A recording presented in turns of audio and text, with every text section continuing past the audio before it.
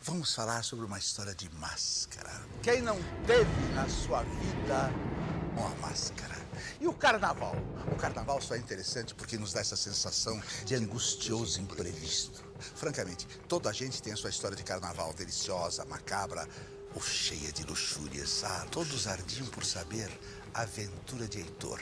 Heitor sentado, todos em volta, querendo saber as histórias de Heitor, que eram histórias maravilhosas.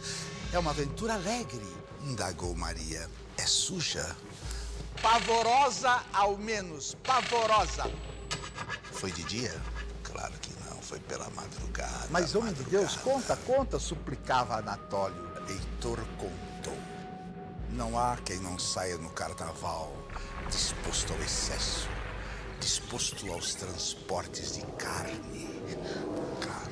O desejo, quase doentio, é como incutido, infiltrado pelo ambiente. Tudo respira luxúria, tudo tem da ânsia e do espasmo. Os sorrisos são ofertas, os olhos suplicam, as gargalhadas passam como arrepios. E nesses 4 dias paranoicos, de pulos, de guinchos, de confianças ilimitadas, tudo é possível.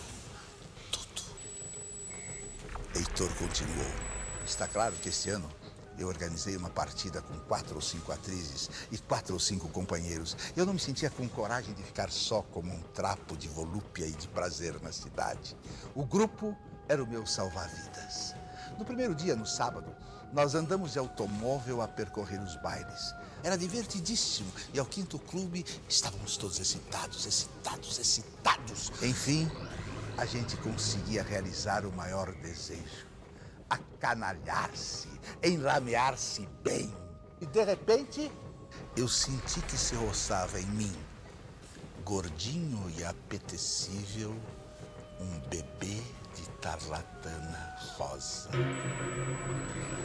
Olhei as pernas, meia curta, pernas bonitas. Junto ao rosto era um rostinho atrevido, com 2 olhos perversos, uma boca polpuda, como se ofertando. Só postiço trazia o nariz, mas um nariz tão bem feito, tão acertado, que foi preciso observar bem para verificá-lo falso. Eu não tive dúvida. Passei a mão e preguei-lhe um beliscão. O bebê caiu e disse num suspiro, ai, dói. Aí nós saímos. E o bebê? Todos queriam saber do bebê. O bebê ficou, mas no domingo, em plena avenida, eu senti um beliscão na perna e uma voz rouca dizer, para pagar o de ontem. Olhei, era o bebê rosa. O bebê rosa. Eu perguntei, onde vais hoje? A toda parte, respondeu, perdendo-se de um grupo tumultuoso. Não ouvi mais dessa noite. E segunda-feira, não vi também. Na terça eu desliguei-me do grupo e caí no mar. Caí no mar alto da depravação. Todos os maus instintos fustigados. De resto, a cidade inteira estava assim. É o momento em que, por trás das máscaras, as meninas confessam paixões aos rapazes. Eu meti-me nas danças, eu rocei-me aquela gente em geral pouco limpa. Eu insisti aqui e ali, nada. É quando você fica mais nervoso. Eu fiquei nervoso até o fim do baile. Eu vi sair toda a gente e saí mais desesperado quando eu vi parado o bebê de tarlatana rosa. Os bons amigos se encontram, eu disse. O bebê sorriu sem dizer uma palavra. Estás esperando alguém? Fez um gesto com a cabeça que não. Enlacei-a. Vens comigo? Procurei dar-lhe um beijo. Ela recuou, os meus lábios tocaram apenas a ponta fria do seu nariz. Eu fiquei louco. Ele disse, aqui não. Aqui não. Metendo-nos pela rua escura e sem luz. Ao fundo, o silêncio das belas artes era desolador e lúgubre. Era enorme o silêncio. O ambiente tinha uma cor vagamente russa, com a sem mais dizer, puxou-me, abracei-a. Beijei-lhe os braços, beijei-lhe o colo, beijei gulosamente a boca. Ai, aquela boca. Aí o meu nariz senti o contato do nariz postiço dela. Nariz com cheiro de resina, uma resina horrível. Eu falei, tira o nariz. Não, custa tanto a colocar. O bebê de tarlatana rosa parecia possessa, tendo pressa. De novo seus lábios aproximavam-se da minha boca. Entreguei-me. O nariz roçava o meu. O nariz que não era dela. Eu fui aproximando a mão, aproximando. Agarrei o papelão e tirei aquele nariz. Presa aos meus lábios, com os dois olhos que a cólera e o pavor pareciam fundir, eu tinha uma cabeça estranha. Uma cabeça sem nariz, com dois buracos sangrentos atolados de algodão.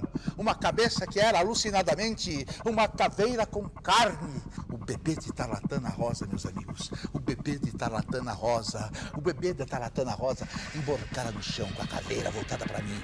Num choro que arregaçava o beijo. Perdoa, perdoa, perdoa, ela dizia. Não me batas, a culpa não é minha. É só do carnaval que eu posso gozar. Fosse tu que quiseste. Fosse tu que quiseste. Eu saí correndo. Eu, quando aparei a porta de casa, para tirar a chave, eu reparei que a minha mão direita apertava uma pasta oleosa e sangrenta. Era o nariz do bebê de tarlatana rosa. Heitor parou de contar. Houve um silêncio agoniento. Foi uma aventura, meus amigos. Foi uma bela aventura. Quem não tem no carnaval a sua aventura? Esta, pelo menos, foi empolgante. Empolgante. Mas não havia quem não estivesse pensando no bebê de tarlatana rosa.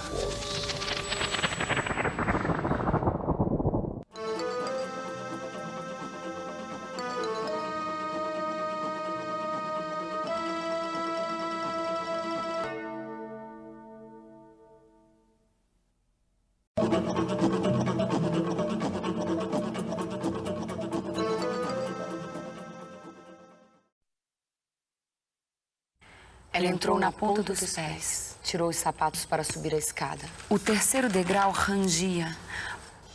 Pulou, apoiando-se ao corrimão. Adriana! Ela sorriu, inclinou-se para calçar os sapatos E fez um afago no gato que lhe veio ao encontro. esfregando-se na parede. Tomou-o no colo. Home. Então, meu amor. Adriana! O quarto estava iluminado. Empurrou a porta. Ainda acordada, mãe? A mulher fez girar a cadeira. Fez girar a cadeira de rodas. E ficou de frente à porta.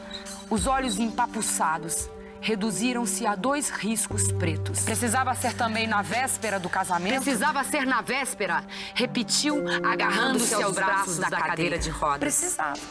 Cínica. Já viu sua cara no espelho? Já se olhou no espelho? Estou com sono. Abriu a bolsa e tirou um cigarro. Acendeu-o. Quero dormir, mãe. Acabou, mãe? A mulher aproximou-se mais da cadeira, falou em voz baixa. Na véspera do casamento. Você já viu sua cara no espelho? Já se olhou no espelho? Já. Mas o véu vai cobrir minha cara, querida. Tem véu à beça. Vou dar uma beleza de noiva, você vai ver. Cínica. Igualzinho ao pai. Ele ia achar graça se te visse Não assim. fale mal do meu pai. Falo. Um cínico. Um vagabundo que só vivia no meio de vagabundos, viciado em tudo quanto é porcaria. Você é igual a Adriana. O mesmo jeito esparramado, a mesma cara desavergonhada. Desavergonhada. Ele era bom. Aquilo então era bondade. Hein? Imagine, bom. Estou farta desse tipo de bondade. Eu estou farta desse tipo de bondade. Eu quero gente com caráter. Sabe o que é caráter? Você sabe o que é caráter?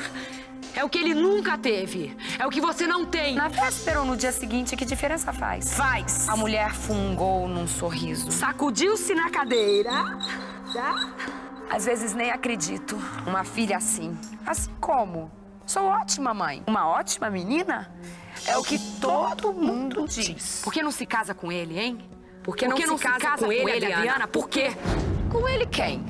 Com esse que acabou de te deixar no portão. Porque ele não quer, ora. Ah, porque ele não quer. Repetiu a mulher apertando os maxilares. Porque ele não quer. Parecia triunfante. Abrandou a voz. Gostei da sua franqueza. Porque ele não quer. Porque ele não quer. Ninguém quer, não é Ninguém mesmo? quer. E você já teve Não é dúzias mesmo? e nenhum Quis. só mesmo esse inocente do seu noivo. Mas ele não é inocente, mãezinha. Ele é preto. Agora a mulher respirava com dificuldade. os lábios franzidos, o peito cavado, abriu nos joelhos as mãos, cor de palha, baixou mais o tom de voz. Por que você diz isso? Adriana deixou cair o cigarro. Teve um risinho enquanto esmagava o toco no sapato. Responda, Adriana! Por que você diz isso? Que ele é preto? Porque é verdade, querida. Você sabe que é, mas não quer reconhecer esse horror que você tem dos pretos, disse a moça, abrindo a boca para bocejar. Compreendo. Não é mesmo agradável ter uma filha casada com um preto? Preto disfarçado, sem dúvida, mas preto. Cruzou os braços, vacilou um pouco, abriu as pernas. Já reparou nas unhas dele? No cabelo? Reparou sim. Você é atenta. Tem um faro que vai longe. Como sou bem branca, seus netos vão sair moreninhos. Aquela cor linda de brasileiro. Sabe como é? Claro que sabe. Uma técnica no assunto. Está surpresa? A mulher teve uma contração de náusea na boca, de lábios delgados. Apertou os olhos. Tenho muita pena desse moço casar com uma coisa dessas. Mas ele vai ser podre de feliz comigo. Você vai ver. Se um dia me encher muito, despacho o filho da mãe para os States. Sei lá, uma cidadezinha chamada Little Rock. Já ouviu falar nessa cidade? Lá a diversão é linchar a negrada. Você não pode mais me ferir, Adriana. Ele também não conseguia. Podia dizer o que quisesse, fazer o que quisesse, mas não me atingia. Ficava aí com essa sua cara a se retorcer como um vermezinho viciado e gordo. Emagreci 6 quilos. E gordo. Nada mais me atinge. Vocês dois tão parecidos. O mesmo jeito, mole, balofo. Vai ficar como ele, sabia disso? Na minha família, as mulheres são todas altas, magras. Você puxou pela família dele. Tudo anão de cara redonda, olha aí. Cara redonda e pescoço curto. Acabou? Quero dormir, querida. Fiz o que pude. Então está ótimo. Agora quero dormir um pouquinho. Posso? Nem 15 anos. Ia se agarrar com seu primo na escada, lembra? Nem 15 anos e já se colando naquele devasso. Ele não era devasso. E aquelas doenças todas? Vivia dependurado em negras. Ele não era devasso. E ele me amou. Fugiu quando foram pilhados, lembra? Dezenas e dezenas de homens te apertando pelos cantos. Uma escória que nem dinheiro tinha para o hotel. Um por um fugiram todos. Ele me amou. A mulher deixou pender os braços até o eixo das rodas da cadeira. Voltou. Apontou a cômoda. Dentro daquela caixa está a medalha que foi da minha avó.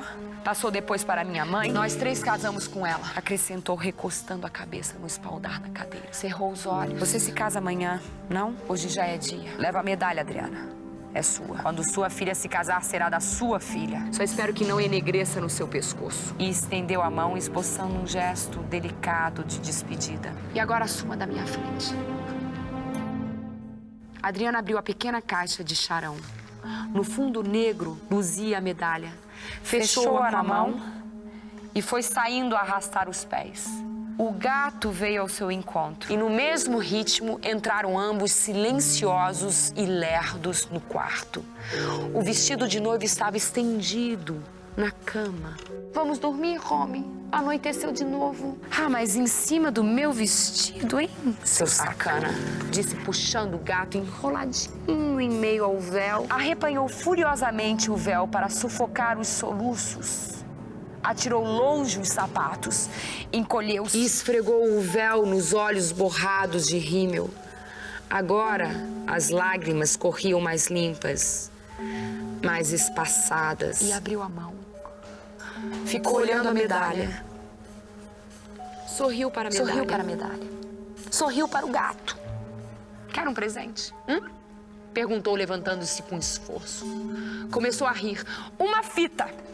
Querido, tinha aqui uma fita. Revolveu as gavetas, atirou as roupas no chão. Uma fita, uma fitinha. Beleza de fitinha. Inclinou-se sobre o gato que dormia. Amarrou-lhe a medalha no pescoço. Divino. Agora você pode esnobar qualquer gato. Condecorado. Tomou-o no colo e dirigiu-se ao quarto da paralítica. Os pés quase colados ao chão. Abriu a porta. Espiou. A mulher voltara a cadeira para a janela. Adriana certificou-se, tateante, de que a medalha estava bem presa no pescoço do gato. Impeliu-o na direção da cadeira. Fechou a porta de mansinho.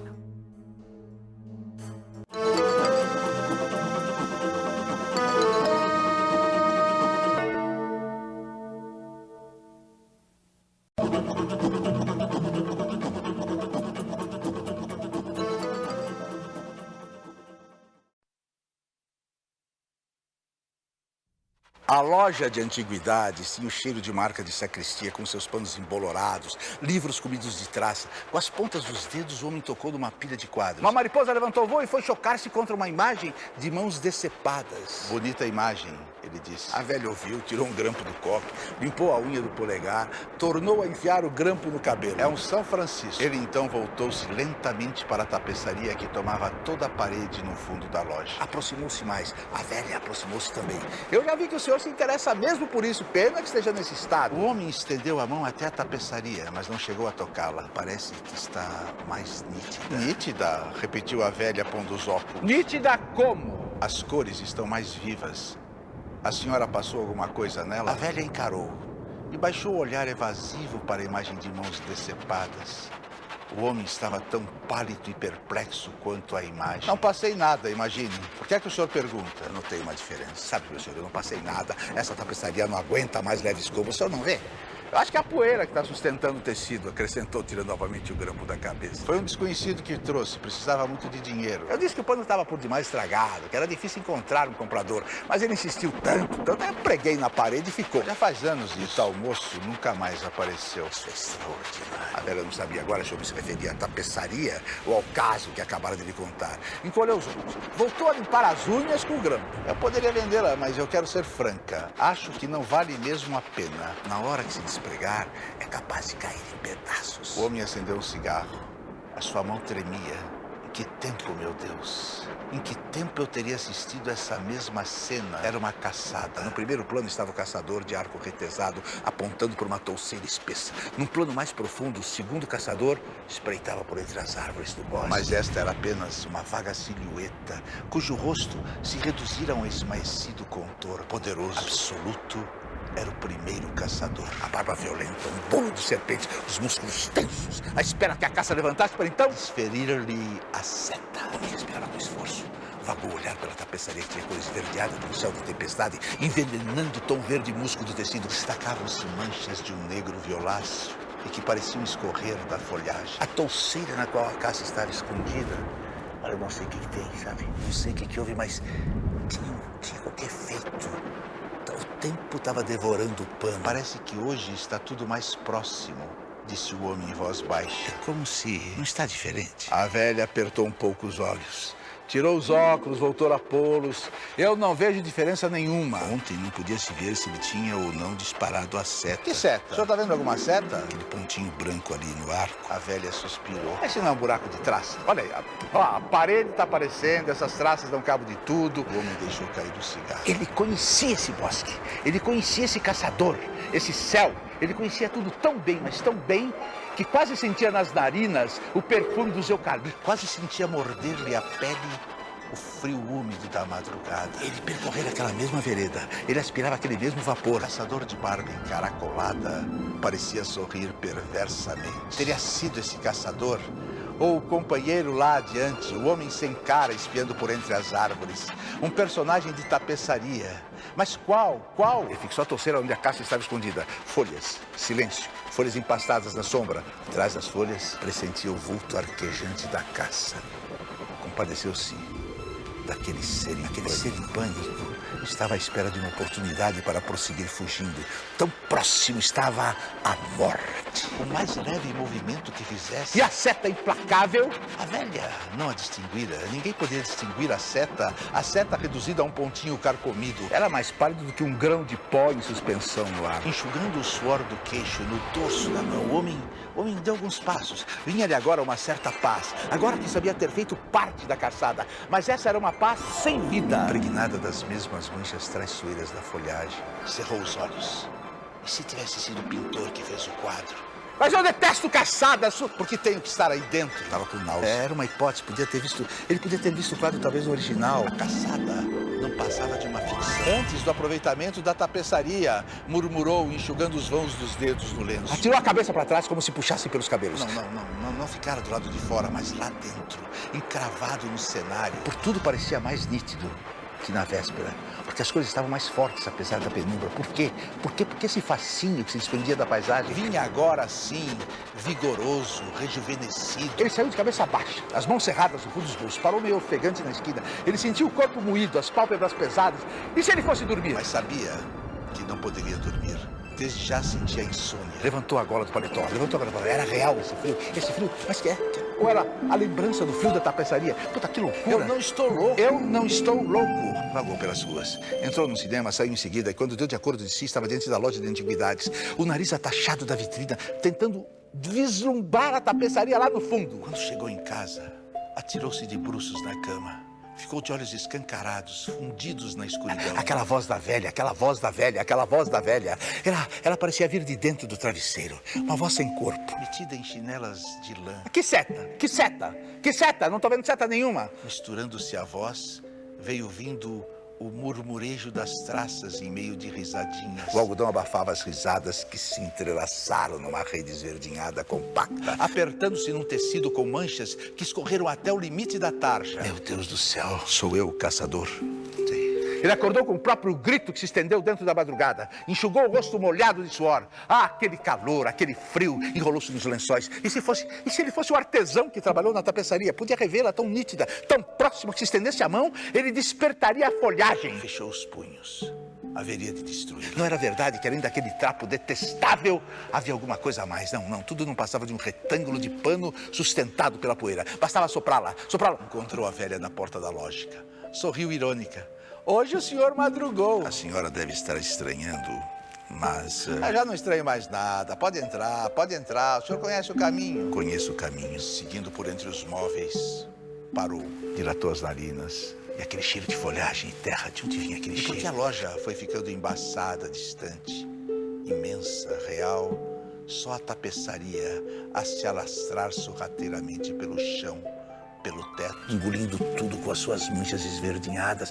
Ele quis retroceder, agarrou-se ao armário, cambaleou, resistindo ainda, estendeu os braços até a coluna. Seus dedos afundaram por entre galhos e resvalaram pelo tronco de uma árvore. Lançou em volta um olhar esgazeado. Penetrara na tapeçaria. Estava dentro do bosque, os pés pesados de lama, os cabelos empastados de orvalho, em redor, tudo parado. Estático, o silêncio da madrugada, nem o piar de um pássaro, nem o farfalhar de uma folha. Inclinou-se arquejante. Era o caçador ou a caça? Não importava, ele sabia apenas que se ia prosseguir. Ele tinha que correr sem parar por entre o labirinto das árvores, caçando ou sendo caçado, caçando, sendo caçado, sendo caçado. Será que eu estou sendo caçado? Apertou as palmas das mãos contra a cara esbraseada. Enxugou no punho da camisa o suor que lhe escorria pelo pescoço, vertia sangue o lábio gretado. Não!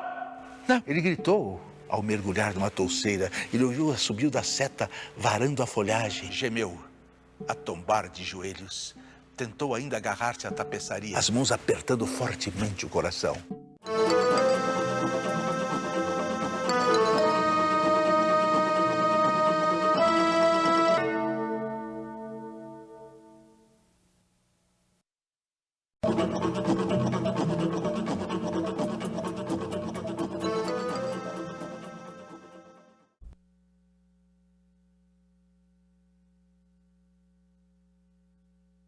A antiga mureta subiu com a rapidez com que sobem os tijolos de uma sepultura.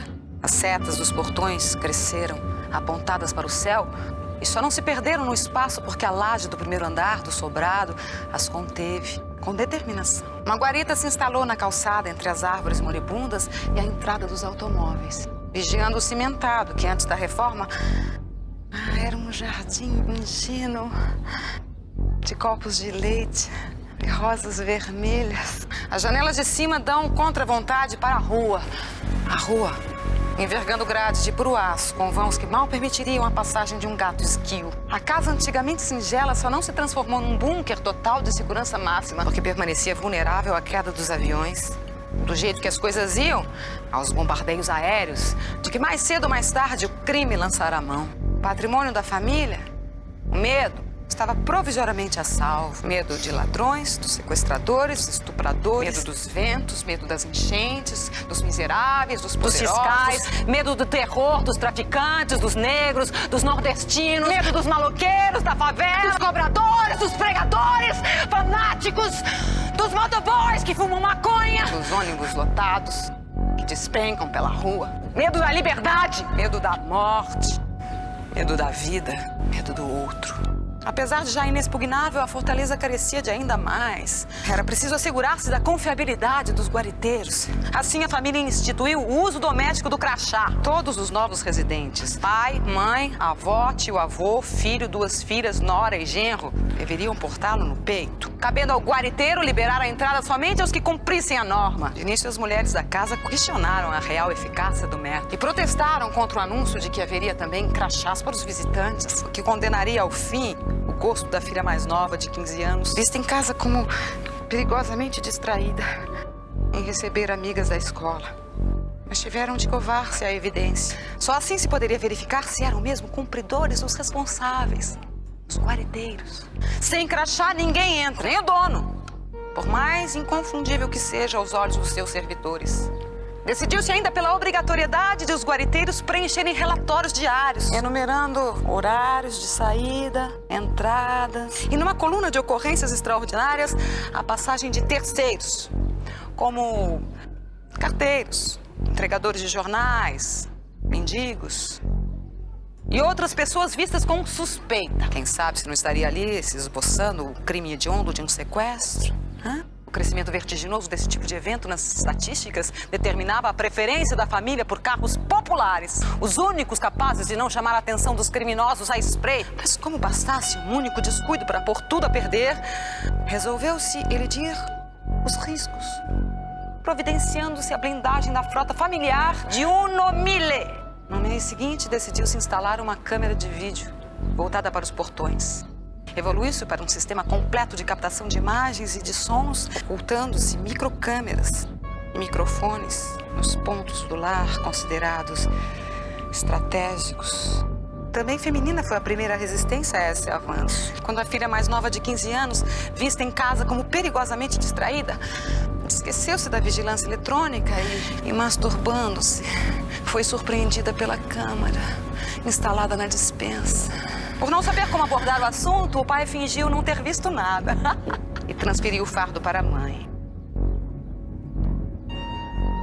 As mulheres foram informadas de que sua intimidade estava suspensa, não lhe sendo aconselhável banhar-se ou trocar de roupa sem antes reservarem horários apropriados, de curta duração, em que as gravações dos banheiros seriam interrompidas para revisão técnica. A mãe contornou o mal-estar, argumentando que, se aquele era um preço alto a ser pago, seria ainda muito baixo, caso as câmeras viessem um dia a registrar cenas de estupro. Quanto a filha mais nova, de 15 anos, vista em casa como perigosamente distraída, foi severamente admoestada pela indecência com que gerou a situação. Mas ganhou da cunhada, para consolação, um filhote de chihuahua, a que deu o nome de Speedy Gonzales. E tanto se apegou que passaram ela e o animal a ser tratados em casa como Casal Gonzales.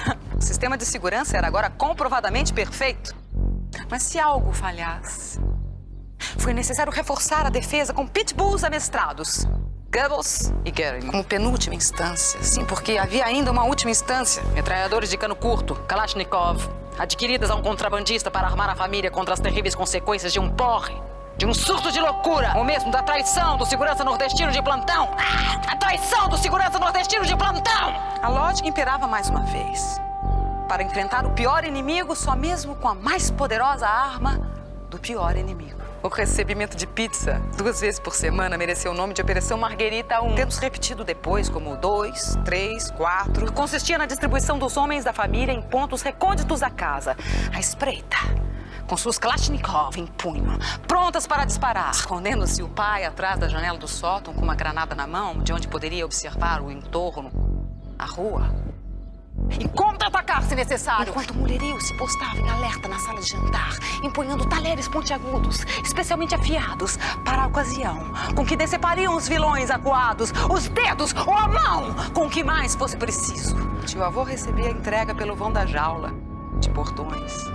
Não sem antes obrigar o entregador a provar um naco da pizza, para certificar-se de que não trazia soporíferos, barbitúricos ou drogas de qualquer espécie que pudessem arrefecer as trincheiras da família. Porque atravessar a vida arrastando esse fardo cruel, que nada contém senão o medo do que poderia um dia, talvez, quem sabe, porventura vir a acontecer, por que não baixar a guarda e cuidar sem temor, para que a vida pudesse correr solta lá fora? Lá fora! A filha mais nova, de 15 anos, se chegou a fazer essas perguntas em casa. Foi vista, é claro, como perigosamente distraída. Ingênua! Como seria possível fecharem seus olhos para a realidade? E a realidade é que hoje não se respeitam mais os valores que fizeram o mundo caminhar até aqui. Sabe onde se escondem os bandidos? Nem mais se escondem. Hoje são as pessoas direitas que se escondem. É preciso desconfiar de tudo e de todos, porque o tiro certeiro ou a bala perdida vem. Não se sabe de onde, mas vem. Chamar a polícia? Nem pensar. Seria o mesmo que abrir as portas de casa e expor as fragilidades do nosso reduto a pessoas suspeitas, que depois certamente darão serviço a sabe-se lá quem. A distração da filha mais nova de 15 anos, vista em casa como perigosamente distraída. Speedy Gonzalez, filhote de Chihuahua, escapou para o quintal, invadiu o cercado dos pitbulls, sendo estraçalhado por Karen. Vinha atrás a filha mais nova de 15 anos, vista em casa como perigosamente distraída, que não chegou a tempo. Em estado de choque, seus olhos puderam apenas acompanhar os minutos finais do minúsculo Speedy Gonzalez, devorado pelo mastodonte que lutava por não dividir o petisco com o enfurecido Gallus. A família cachapou-se de tal forma com o estado da filha que decretou por 3 dias o toque de recolher, durante o qual se deveriam extrair lições da tragédia doméstica, estampada nos olhos esbugalhados e no silêncio estarrecido da bela menina recolhida à cama. O que seria dele se a tragédia viesse de fora, pelas mãos criminosas de estranhos? Já no segundo dia, porém, a consternação familiar se esvaziou, dando espaço a algo irrefreável que tomava o corpo. Um discreto sentimento de orgulho para com a atuação de Karen em sua primeira situação de risco enfrentada naquela casa. Diante do cãozinho invasor, não negou fogo, mostrou a que veio. No terceiro alvorecer, a filha mais nova, de 15 anos, vista em casa como perigosamente distraída, trajando um baby doll cor-de-rosa, transparente, sobre o corpo nu, calçando pantufas, desceu plácida para o quintal, rumo ao cercado dos cães. Esganiçando, Gubbles e Garen lançaram-se em sobressalto contra a grade. Uma Kalashnikov ergueu-se serena e calculadamente nas mãos da menina, que metralhou os cães. Com a mão esquerda brandindo a arma para o alto, o braço direito e os quadris da menina iniciaram um meneio lento, sensual, evoluindo para a fúria lasciva de uma dança inebriante, orgástica, em torno dos cães mortos. Os olhos azuis extasiados descobriram a câmera, posta no alto. Num golpe arrebatado, a filha mais nova, rasgou a seda cor-de-rosa frontal que a cobria. E orgulhosa e provocadora ofereceu os peitos ensoberbados para o equipamento, após o que o metralhou. Até aquele momento, toda a cena poderia ter sido assistida pelo circuito interno de TV. Mas por quem? Se já não havia sobreviventes.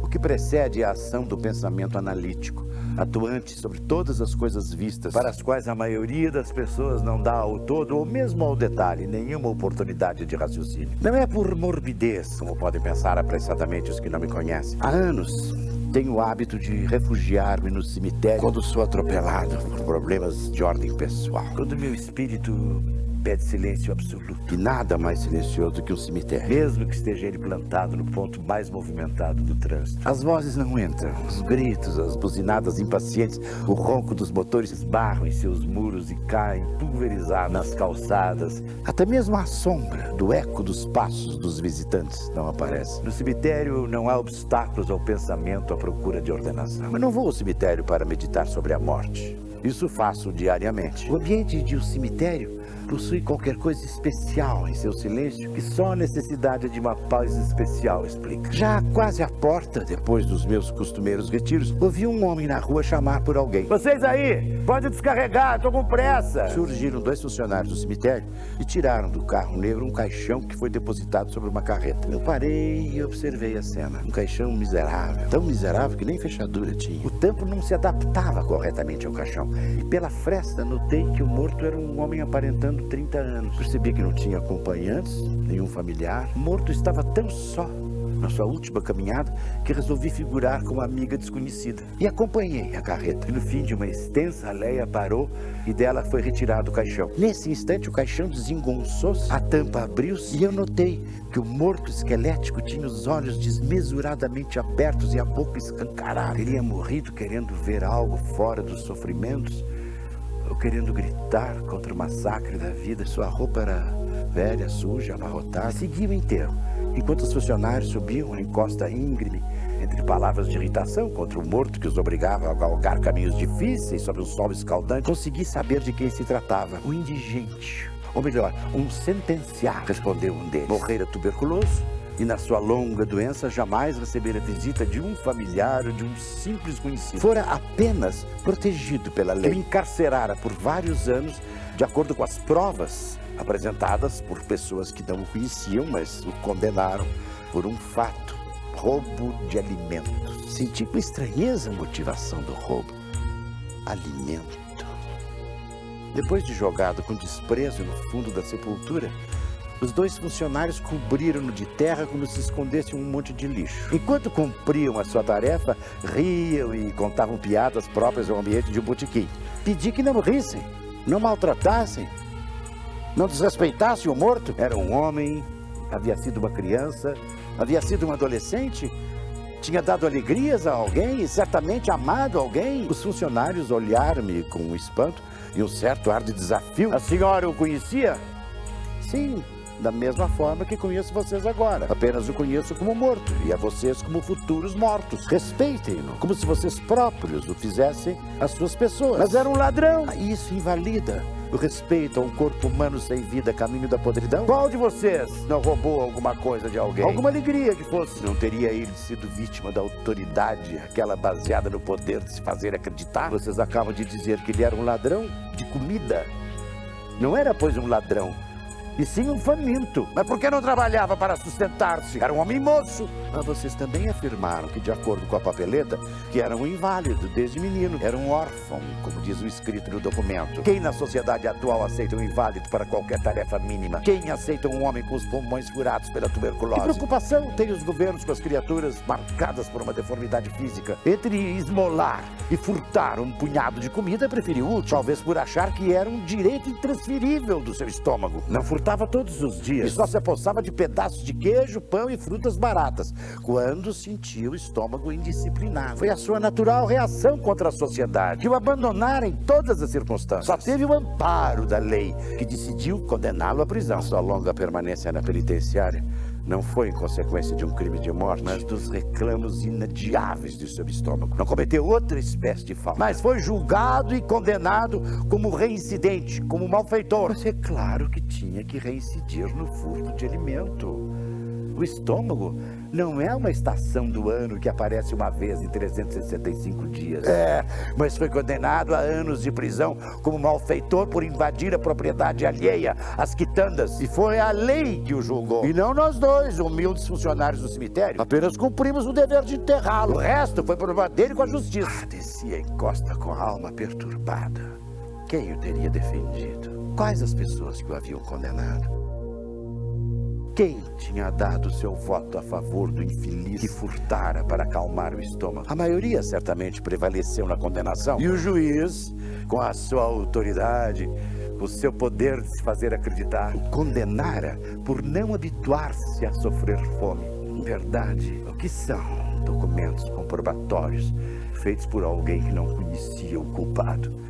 Em verdade, o que era exatamente justo na lei? Em verdade, onde está a linha verídica dos fatos? E em verdade, como estaria o estado de espírito do juiz quando pegou o Código Penal à procura da página, estava o artigo que condenava por furto um estômago desesperado pela fome? Na certa, o juiz almoçara muito bem em sua casa, rodeado pela família. O poder estava alimentado com fartura, a autoridade bem nutrida, e por assim estar, obviamente, o crime de comer, o hábito do estômago reclamar, eram razões ponderáveis para condenar um faminto pelo crime de furto. A lei, a reincidência do culpado, a autoridade e o poder juntos afirmaram que era um malfeitor e merecedor de longa sentença. A morte foi o inesperado na sabedoria dos magistrados. Por isso o morto não cumpriu a longa pena de prisão. Paz, Tecum, disse eu para a alma do sepultado como indigente.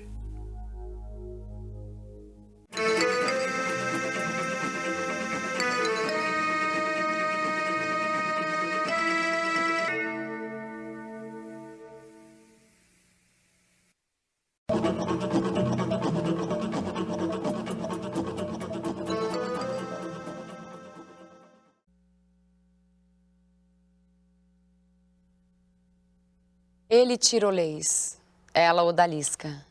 Eram de culturas muito diferentes. Não podia dar certo. Mas tinham só 4 anos. E se entenderam. No mundo dos 4 anos, todos se entendem, de um jeito ou de outro. Em vez de dançarem, pularem e entrarem no cordão, resistiram a todos os apelos desesperados das mães e ficaram sentados no chão, fazendo um montinho de confete, até serem arrastados para casa sob ameaças de jamais serem levados a outro baile de carnaval. Encontraram-se de novo no baile infantil do clube no ano seguinte. Ele com o mesmo tirolês, agora apertado nos fundilhos. Ela de egípcia. Tentaram recomeçar o montinho, mas dessa vez as mães reagiram e os dois foram obrigados a dançar, pular e entrar no cordão, sob ameaça de levarem uns tapas. Passaram de mãos dadas. Só no 3º carnaval se falaram. Como é teu nome? Janice. Píndaro. O quê? Píndaro. Que nome? Ele de legionário romano, ela de índia americana. Só no 7º baile, pirata e chinesa desvendaram o mistério de só se encontrarem no carnaval e nunca se encontrarem no clube no resto do ano. Ela morava no interior, vinha visitar uma tia no carnaval, a tia que era sócia. Foi no ano em que ele preferiu ficar com a sua turma, tentando encher a boca das meninas de confete, e ela ficou na mesa brigando com a mãe, se recusando a brincar, o queixo enterrado na gola alta do vestido de imperadora. Mas quase no fim do baile, na hora da bandeira branca, ele veio e a puxou pelo braço. E os dois foram para o meio do salão, abraçados. E quando se despediram, ela o beijou na face. Disse, até o carnaval que vem. E saiu correndo. No baile do ano em que fizeram 13 anos. Pela primeira vez, as fantasias dos dois combinaram. Toureiro e bailarina espanhola formavam um casal. Beijaram-se muito. Quando as mães não estavam olhando, até na boca. Na hora da despedida, ele pediu, me dá alguma coisa. O quê? O leque. O leque de bailarina. Ela diria para a mãe que o tinha perdido no salão. No ano seguinte, ela não apareceu no baile. Ele ficou o tempo todo à procura, um havaiano desconsolado. Não sabia nem como perguntar por ela, não conhecia a tal tia. Passara um ano inteiro pensando nela, às vezes tirando o leque do seu esconderijo para cheirá-lo, antigozando o momento de encontrá-la outra vez no baile. E ela não apareceu. Marcelão, o mau elemento da sua turma, tinha levado gin para misturar com guaraná. Ele bebeu demais. Teve que ser carregado para casa. Acordou na sua cama sem lençol que estava sendo lavado. O que aconteceu? Você vomitou a alma, disse a mãe. Era exatamente como se sentia. Como alguém que vomitara a alma e nunca teria de volta. Nem o leque tinha mais o cheiro dela. Mas no ano seguinte, ele foi ao baile dos adultos no clube. E lá estava ela, 15 anos, uma moça, peitos, tudo, uma fantasia indefinida. Sei lá, bávara tropical, disse ela rindo. Estava diferente, não era só o corpo. Menos tímida, o riso mais alto. Contou que faltara no ano anterior porque a avó morrera logo no carnaval. E aquela bailarina espanhola? Nem me fala. E o toureiro aposentado? A fantasia dele era de nata. Camisa florida, bermuda, finalmente um brasileiro. Ela estava com um grupo. Primos, amigos dos primos, todos vagamente bávaros. Quando ela o apresentou ao grupo, alguém disse: Píndaro? E todos caíram na risada. Ele viu que ela estava rindo também. Deu uma desculpa e afastou-se. Foi procurar o Marcelão. O Marcelão anunciara que levaria várias garrafas presas nas pernas, escondidas sob as calças de fantasia de sultão. O Marcelão tinha o que ele precisava para encher o buraco deixado pela alma. 15 anos, pensou ele, já estou perdendo todas as ilusões da vida. Começando pelo carnaval. Não devo chegar aos 30, pelo menos não inteiro. Passou todo o baile encostado numa coluna adornada, bebendo o guaraná clandestino do Marcelão, vendo ela passar abraçada com uma sucessão de primos e amigos de primos, principalmente um halterofilista, certamente burro, talvez até criminoso, que reduzira sua fantasia a um par de calças curtas de couro. Pensou em dizer alguma coisa, mas só o que lhe ocorreu dizer foi: pelo menos o meu tirolês era autêntico, e desistiu. Mas, quando a banda começou a tocar Bandeira Branca e ele se dirigiu para a saída tonto e amargurado, sentiu que alguém o pegava pela mão. Virou-se e era ela. Meu Deus! Puxando-o para o salão. Ela enlaçando-o com os dois braços para dançarem assim. Ela dizendo: não vale, você cresceu mais do que eu. Ela encostando a cabeça no seu ombro. Encontraram-se de novo 15 anos depois. Aliás, neste carnaval, por acaso, no aeroporto. Ela desembarcando a caminho do interior para visitar a mãe, ele embarcando para encontrar os filhos no Rio. Ela disse: quase não reconheci você sem fantasias. Ele custou a reconhecê-la. Ela estava gorda.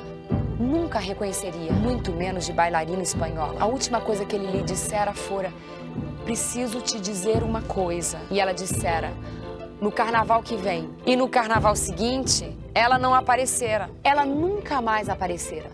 Explicou que o pai tinha sido transferido para outro estado. Sabe como é, Banco do Brasil?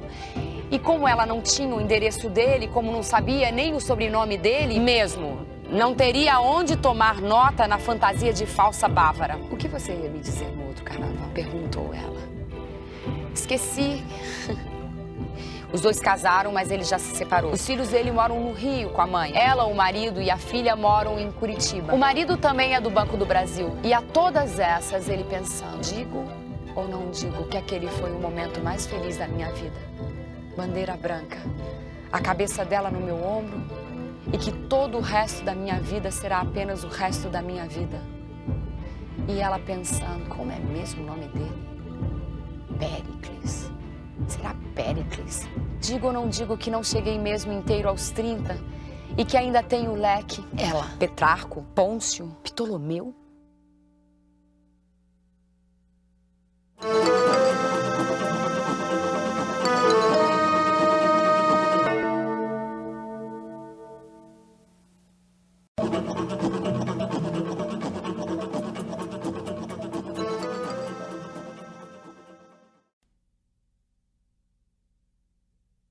Eu não sei, nem quero lembrar aqui por que me encontrava naquela barca. Eu só sei que em redor tudo era silêncio e treva e que eu me sentia muito bem naquela solidão. Na embarcação desconfortável, tosca, apenas 4 passageiros. Uma lanterna nos iluminava com sua luz vacilante. Um velho, uma mulher com uma criança e eu. O velho, um bêbado esfarrapado, deitara-se de comprido no banco e dirigia palavras amenas a um vizinho invisível. E agora, dormia. A mulher estava sentada entre nós, apertando nos braços a criança enrolada em panos. Era uma mulher jovem, pálida. O longo manto escuro que cobria a cabeça dava-lhe um aspecto de uma figura antiga. Pensei em falar-lhe assim que entrei na barca, mas já devíamos estar quase no fim da viagem e até aquele instante não me ocorrera dizer qualquer palavra. Nem combinava mesmo com a barca tão despojada, tão sem artifícios. Estávamos sós e o melhor ainda era não fazer nada.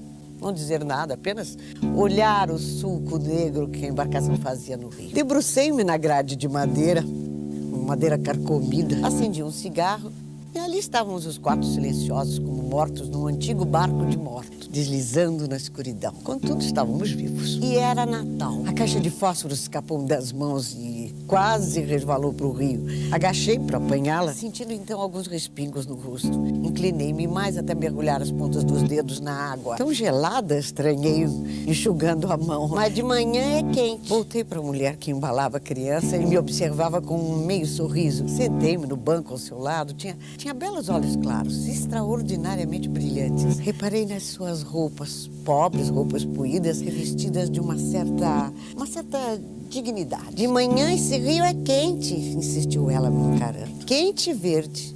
Tão verde que a primeira vez que lavei nele uma peça de roupa, eu pensei que a roupa fosse sair esverdeada. É a primeira vez que vem por essas bandas? Desviei o olhar para o chão de largas tábuas gastas e respondi com uma outra pergunta. Mas a senhora mora por aqui perto? Em Lucena.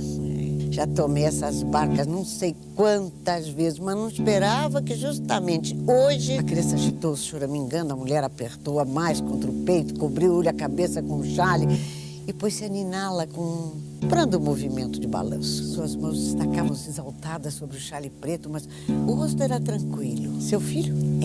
Tá doente. Eu vou especialista, farmacêutico de Lucena, achou que eu devia ver um médico hoje mesmo. Ainda ontem ele estava bem, mas piorou de repente. Febre, só febre. Mas Deus não vai me abandonar. É o caçula? Levantou a cabeça com energia, o queixo agudo, era altivo, mas o olhar tinha expressão doce. É o único.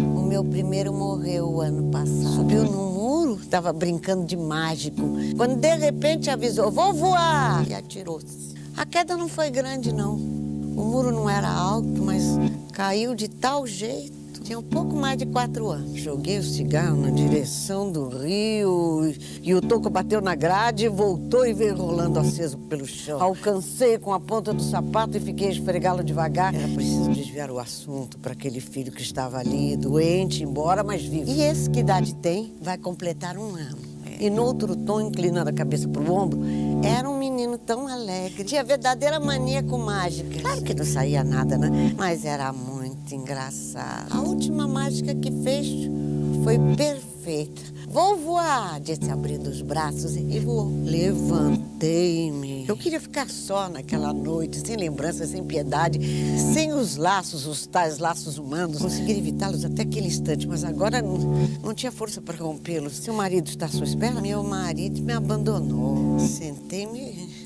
Eu tive vontade de rir, porque era incrível. Foi uma loucura fazer a primeira pergunta, porque agora eu não podia mais parar. Ai, meu Deus, aquele sistema dos vasos comunicantes, né? Há muito tempo que seu marido... Faz uns 6 meses. Vivíamos tão bem, mas tão bem. Foi quando ele encontrou, por acaso, essa antiga namorada. Ele me falou dela, fazendo uma brincadeira. A Bila enfeiou, de nós dois fui eu que acabei ficando mais bonita. E não tocou mais no assunto. Uma manhã ele levantou, como todas as manhãs, tomou café, leu o jornal, brincou com um menino e foi trabalhar. Antes de sair, ainda me fez assim um sinal com a mão. Eu estava na cozinha e ele me deu um adeus através da tela de arame da porta. Eu me lembro até que eu quis abrir a porta, porque não gosto de ver ninguém falar comigo com aquela tela no meio. Eu estava com a mão molhada, recebi a carta de tardinha. Fui morar com a minha mãe numa casa que alugamos perto da minha escolinha. Eu sou professora. Olhei as nuvens tumultuadas que corriam na mesma direção do barco. Era incrível. Ia contando sucessivas desgraças com tamanha calma, como se não bastasse a pobreza que espiava pelos remendos da sua roupa. Perder o filho, o marido, e ainda via parar uma sombra sobre o segundo filho que ninava nos braços. E ali estava, Sem a menor revolta, confiante, intocável. Apatia? Não podia ser de uma apática. Aqueles olhos vivíssimos, aquelas mãos enérgicas. Inconsciência, uma obscura irritação me fez andar. A senhora é conformada. Tenho fé, dona. Deus nunca me abandonou. A senhora não acredita em Deus? Deus. Repeti vagamente. A senhora não acredita em Deus? Não acredito, murmurei ao ouvir o som débil da minha voz. Sem saber por que perturbei-me. Agora entendi. Aí estava o segredo daquela confiança, daquela calma. Era tal fé que removia a montanha. Ela mudou a posição da criança do ombro direito para o esquerdo e começou com uma voz quente de paixão. Foi logo depois da morte do meu menino. Eu acordei uma noite tão desesperada que eu saí pela rua fora. Eu sentei no banco do jardim onde toda a tarde ele ia brincar e fiquei repetindo com tamanha força que ele, que gostava tanto de mágica, fizesse essa mágica de me aparecer. Só uma vez, eu não precisava ficar, que se mostrasse só um instante ou menos. Quando eu fiquei sem lágrimas, encostei a cabeça no banco e não sei como eu dormi. Então sonhei e no sonho Deus me apareceu. Quer dizer, eu senti a sua mão. Eu vi o meu menino brincando com o menino Jesus no Jardim do Paraíso. Assim que ele me viu, parou de brincar e veio rindo ao meu encontro. Ele me beijou tanto, tanto. Era tamanha a sua alegria que eu acordei rindo também, com o sol batendo em mim. Ai, eu fiquei sem saber o que dizer. Esbocei um gesto em seguida, apenas para fazer alguma coisa, né? Levantei o chale que cobria a cabeça da criança e deixei cair novamente. Voltei a olhar para o chão. O menino estava morto. Entrelacei as mãos para dominar o tremor que me sacudiu. E a mãe continuava a niná-lo, apertando contra o peito. Mas ele estava morto. Aí debrucei-me na grade da barca e eu respirei penosamente. Era como se eu tivesse mergulhado até o pescoço naquela água. Senti que a mulher se agitou atrás de mim. Estamos chegando, ela anunciou. Apanhei depressa a pasta. O importante agora era sair, fugir, antes que ela descobrisse, correr para longe daquele horror. Diminuindo a marcha, a barca fazia uma larga curva antes de atracar. O bilheteiro apareceu, pôs-se a sacudir o velho que dormia. Chegamos, ei, chegamos. Aproximei-me, tentando encará-la. Eu acho melhor nos despedirmos agora, não é? Eu disse atropeladamente, estendendo a mão. Ela pareceu não notar meus gestos, levantou-se e fez um movimento como se fosse apanhar a sacola. Ao invés de apanhar a sacola que eu estendia, antes mesmo que eu pudesse impedi-lo, afastou o chale que cobria a cabeça do filho. Acordou o Dominhoco. E olha aí, deve estar agora sem nenhuma febre. Veja, inclinei-me. A criança abriu os olhos, aqueles olhos que eu vira cerrados tão definitivamente. E bocejava, esfregando a mãozinha na face corada. Fiquei olhando sem conseguir falar. Bom Natal, disse ela, enfiando a sacola no braço. Sob o manto preto, de pontas cruzadas, atiradas para trás, seu rosto resplandecia. Apertei-lhe a mão vigorosa e acompanhei-a com o olhar até que ela desapareceu na noite. Conduzido pelo bilheteiro, o velho passou por mim, retomando seu efeituoso diálogo com o vizinho invisível. E saí por último da barca. 2 vezes voltei-me ainda para ver o rio e pude imaginá-lo como seria de manhã cedo. Verde.